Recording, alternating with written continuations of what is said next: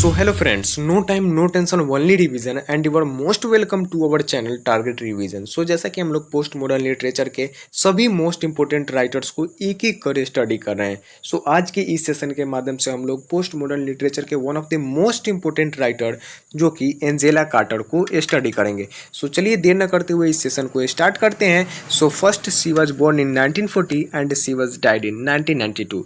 Angela Carter जिनका जो date of birth है वो 1940 है एंड इनका जो डेट ऑफ डेथ है वो 1992 है और इनका जो डेथ जो कि लंग्स कैंसर की वजह से 1992 में हो जाती है।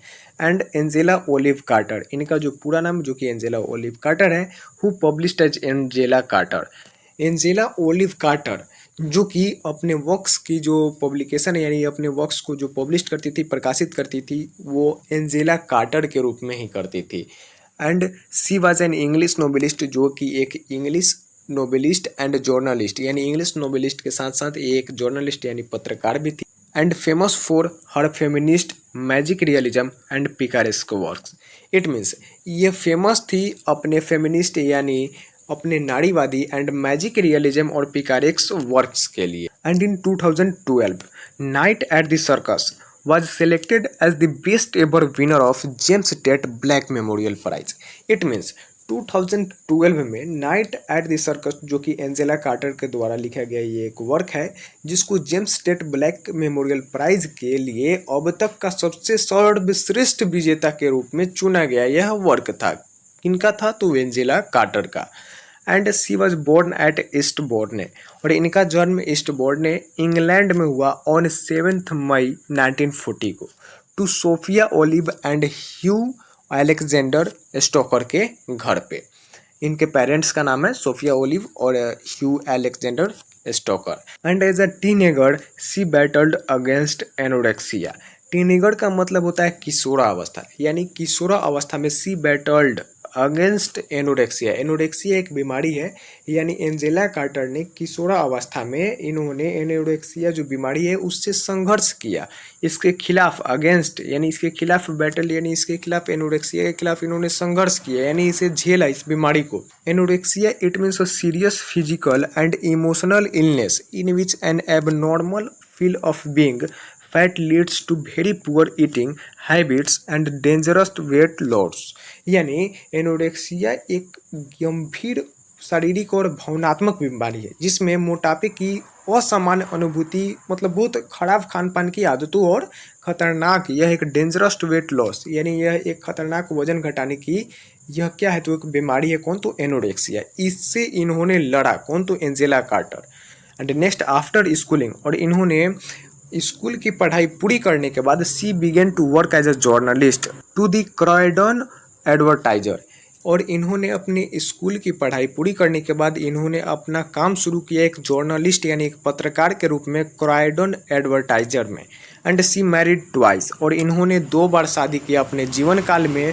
फर्स्ट इन 1960, कब? तो पहला बार 1960 में टू पॉल कार्टर यानी पॉल कार्टर से, एंड डिवोर्सिंग इन 1972 और इन्हें डिवोर्स दे दिए 1972 में। And in 1977 she married Mark Pearce और इन्होंने 1977 में फिर से शादी किया। किन से? तो मार्क पियर्स से।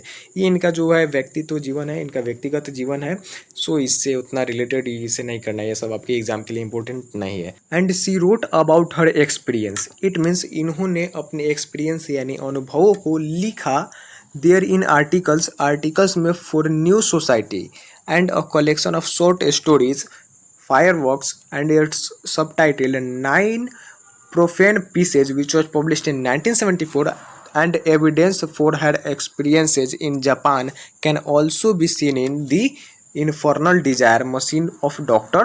Hoffman which was published in 1972। इन सभी वर्क्स के माध्यम से ये जो आर्टिकल्स हैं और ये वर्क्स हैं, इन सभी शॉर्ट स्टोरीज और आर्टिकल्स के माध्यम से एंजेला कार्टर ने अपने क्या किया तो अपने एक्सपीरियंस को यानी अपने अनुभव को क्या किया तो लिखा है।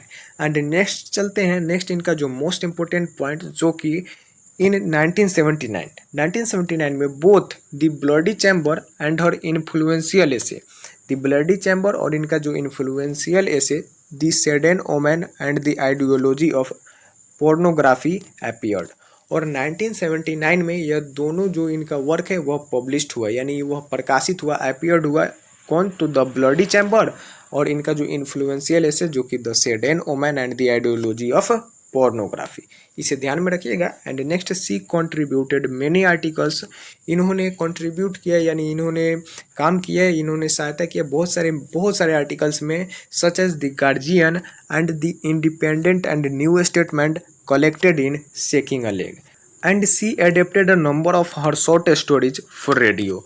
इट मीन्स एंजेला कार्टर ने, इन्होंने अपनी कई शॉर्ट स्टोरीज को रेडियो के लिए क्या किया, तो उसे रूपांतरित किया, उसे एडेप्ट किया एंड रोट 2 ओरिजिनल रेडियो, और इन्होंने 2 ओरिजिनल रेडियोज ड्रामा को लिखा on Richard Dadd and Ronald Firbank. किनके ऊपर, तो रिचार्ड डैड और रिनोल्ड फीनबैंक के ऊपर। एंड हर 2 फिक्शंस, यहाँ पे 2 नहीं, यहाँ पे 2 होगा, her 2 fictions have been adapted for film, और इनका जो 2 फिक्शंस जो कि फिल्म के लिए एडेप्ट कर लिया गया, जो कि कौन कौन, तो पहला द कंपनी ऑफ वॉल्व्स जिसका पब्लिकेशन 1984 है, and the Magic Toy shop जो कि जिसका पब्लिकेशन 1987 है। इन दोनों फिक्शंस को फिल्म के लिए एडॉप्ट कर लिया जाता है। And her screenplay are published in the collected dramatic writing The Circus Room, and together with her radio script a libretto for an opera of Virginia Woolf's Orlando जो कि Virginia Woolf का है, इसे आप लोग ध्यान में रखिएगा। And an unproduced screenplay entitled The Christchurch Murderers and based on the same true story, जो कि इसी सेम ट्रू स्टोरी पर ही यह भी बेस्ड है, Christchurch murderers. And her novel Nights at Circus won the 1984 James Tait Black memorial Prize for literature, और इनका जो यह नोबेल नाइट्स एट सर्कस है, जिसमें इसी वर्क्स के लिए एंजेला कार्टर ने 1984 में ये वॉन की यानी जीती James Tait Black memorial prize. And in Black Venus में Carter takes elements from the poetry of a famous French poet and places them in a very different paradigm, and that French poet is Baudelaire. It means ये जो इनका work है Angela Carter का Black Venus, इसमें इन्होंने Carter takes element from the poetry of a famous French poet, यानी Black Venus में Angela Carter ने एक प्रसिद्ध फ्रांसीसी कवि की कविता से इन्होंने क्या, तो एलिमेंट्स लिया, यानी उनसे तत्व लिया उस कविता से, और उन्हें एक बहुत ही मतलब and palaces them in a very different paradigm, यानी और उसे जो है एक बहुत ही अलग प्रतिमान में रखती है। और वह कौन, तो वह राइटर कौन होता है, तो डेट फ्रेंच पोएट इज बॉडेलियर। और वह कौन राइटर होते हैं जिनके कविता से ये एलिमेंट्स को लेती है, तो Baudelaire. And at the time of her death, और ये अपनी मृत्यु के समय Angela Carter has started work on the sequel to Charlotte Bronte's Jane Eyre based on the later life of Jane's stepdaughter named Adele Varens, but only a synopsis survives.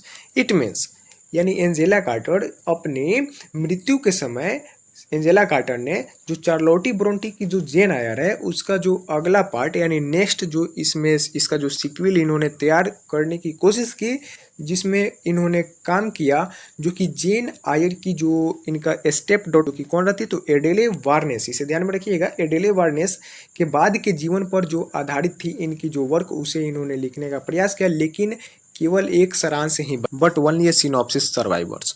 It means उसमें केवल एक ही सारांश बचा है। And she died at the age of 51, और Angela quarter जो कि ओनली 51 ईयर्स के एज में ही इनकी मृत्यु हो जाती है इन 1992 में ऑफ लंग कैंसर। किससे, तो लंग कैंसर से at her home in London, in अपने ही घर में लंदन में। जैसे कि मैंने आपको इस सेशन के स्टार्ट में ही बताया था कि इनका जो डेथ 1992 में लंग कैंसर से हो जाता है, किनका, तो एंजेला कार्टर के। सेम इसी प्रकार से जैसा कि फेमस रोमांटिक पोएट जॉन केट्स, जिनका जो डेथ ट्यूबरक्लोसिस की वजह से ओनली 26 ईयर्स की उम्र में ही हो जाता है। और उनके अलावा एक इंडियन पोएटेस जो कि तोड़ू दत्त, जिनका जो डेथ 21 ईयर्स की उम्र में 1877 में ही हो जाता है, जो कि ट्यूबरक्लोसिस से ही। सो अब नेक्स्ट चलते हैं, अब हम लोग major works of Angela quarter.